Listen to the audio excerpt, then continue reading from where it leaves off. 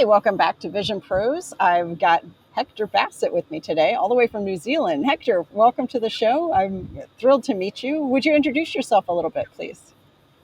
Thanks very much, Sue. It's great to be here. I'm Hector Bassett. I'm managing director of a Davidson Fraser Limited. Davidson Fraser is their family names. I started the business about 15 years ago. It's the middle names of our two oldest boys, and we started the business before we had our third son, who's now starting to ask me questions about why his name isn't in the business.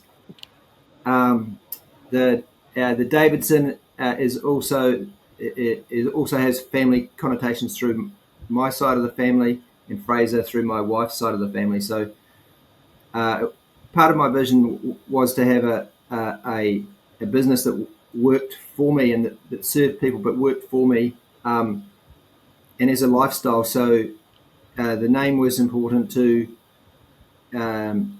keep my bigger context in mind all the time. Oh, that's great. What a great reminder then. If you're hearing, part of your mission statement or your motivation for building it, if you're hearing it every time you say your company name, that's pretty cool. Yes. Yeah. And so briefly, the business, my background's in tax accounting. So we help small businesses, and even though it's different in the US, even though it's different in the US, the principles are the same as far as tax goes. I'm also a business coach, and part of the issue with tax is that people's efforts to try and save tax is counterintuitive to actually being more profitable for themselves. So I kind of really enjoy the conflict and the challenge of encouraging people to focus a little bit less on tax and more about generating more revenue, which is not about the money itself, but it's about being of service and being good with your business. Oh, that's great. That makes great sense. And you're right. There's that tension always, the best way to pay zero tax would be to make zero money. But that doesn't actually work so well. It's not a good solution. Well, let's talk a little bit about this first. So what is your vision for those people that you're serving? Look, my vision started about 20-something years ago when I was baptized, actually, and I had a prophetic word about it started off as a leader of men, and the reality is my vision is still an outworking process. And I think that probably where I got to with it is I want to help people be better with their money. And it's partly my faith as well, right? Because there's a lot of my Christian brothers and sisters think that money is evil, and I don't believe that for a second. It's just how we measure so many things. Whether it's a perfect measure or not is a whole other question. But especially for business owners, if they can get their head around the money, because quite often what happens is, as a trusted advisor, they chuck stuff at me and they want me to take care of everything. The reality is that's very hard to do. And what I try to do is educate people to understand their finances a bit better, understand their money, and it's kind of at least two dynamics going on at the same time. With money, you've got the practical outworking of it, money in, money out, and that, there's some complexities to that, but really it's not complex, and I can teach that. That the other dynamic that goes on at the same time is what's going on in here and in our hearts, and the reality is people have bizarre relationships to money, including myself. Like I'm excellent with numbers. I've always been good with numbers. They've always made sense to me. Unlike the written word, that's a bit more complex for me, and how to speak, sometimes that's a bit more complex as well. But just because I was good with numbers didn't make me good with money. And as a young person, I was terrible with money because I didn't have a particularly good picture of who I was internally. And look, I'm not a psychologist or a therapist, but I've done a lot of that helpful sort of work myself, and so it's a real challenge to keep focused sometimes, because the reality is how you get good with money is to look after yourself mentally, emotionally, physically. and if you're in business, there's so much to know, and you can't be ignorant. You have to either learn or buy in, get people around you that are going to help you. So be good with money is kind of the essence of it. But I think even just in this brief conversation, you can see how it's a very dynamic conversation. So, but the cash flow in particular, more so than the profit and loss, the cash flow is a much more objective view of what the business is doing as opposed to just the profit and loss, because we accountants can give you the number that you want just about with when it comes to profit and loss, depending on different accountants will come up with different profit and loss figures, but the cash flow is fairly a bit more objective. Yeah. Oh, that's amazing. A lot there. Does that make sense? Yeah, absolutely. No, that's great. And I love that you're addressing the whole person on this. So it's not just, all right, yes, I'll take care of your books. So it's all done, the tax. There's so much more. So I can imagine that vision for serving people, that probably came from something very deep in you, realizing there's so much more that they needed that you could actually provide.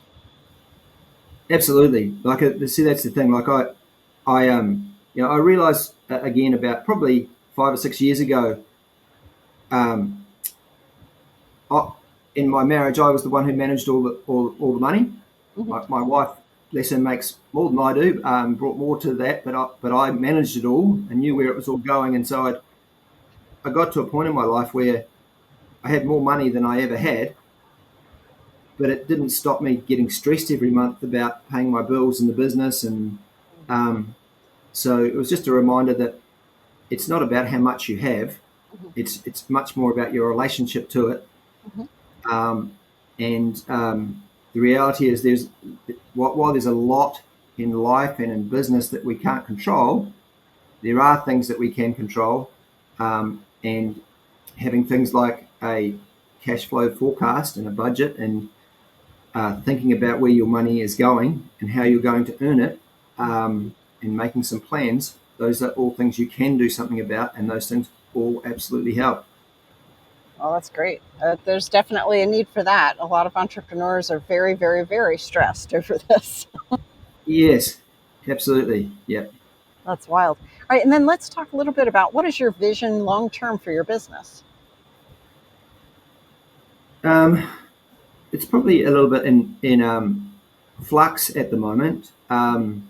It's been, as we talked about personally, I've had a lot of personal circumstances shift with a separation. So I'm refocusing exactly where we're going. But I'm still very keen to. I've developed a cash flow program called Master Your Money, Hmm. and it's a very fundamental, and it's begged and borrowed and stolen from everybody else's processes, right back to sort of old homestead sort of accounting, which is putting money in different tins. Mm-hmm. And I find with having different bank accounts, people can understand. If you've got $10,000 in one bank account, you can think you've got $10,000, but when you actually start to look at what your commitments are already, you realise there's actually really only 1,000, or maybe actually you might be in negative. You might be in a negative situation to pay your bills and to taxes, etc. So my vision for the business is to continue to develop that process, um, and find people that really want to engage with it, because the reality is, uh, like I said, it's a it's a very practical process that we're teaching, but the aversion to it is very much an emotional um, and a mind game kind of thing. And the reality is, some people aren't ready to engage with that. So, and right now in New Zealand, like a lot of parts of the world, economically it's a strange time, and people. So you've got to deal with all that stuff. So the vision is to continue to uh, develop the cash flow program, and I think there's a different. As much as I'm a bit of an old-fashioned geezer, there's some technology that I possibly need to engage with. Mm-hmm. But yeah, so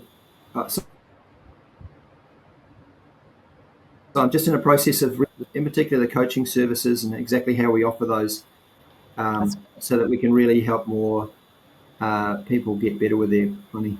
Oh, that's fantastic. How are people finding you? Well, that's we've got a website, and again, that we're in a state of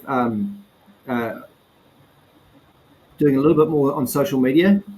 The whole, I'm sure this. I'm not alone in this. The whole COVID experience really messed with many businesses, and being someone who cares for other business owners, and a soft-hearted kind of fella anyway. The last 5 years has been massively challenging, and so, I've gone from having the business be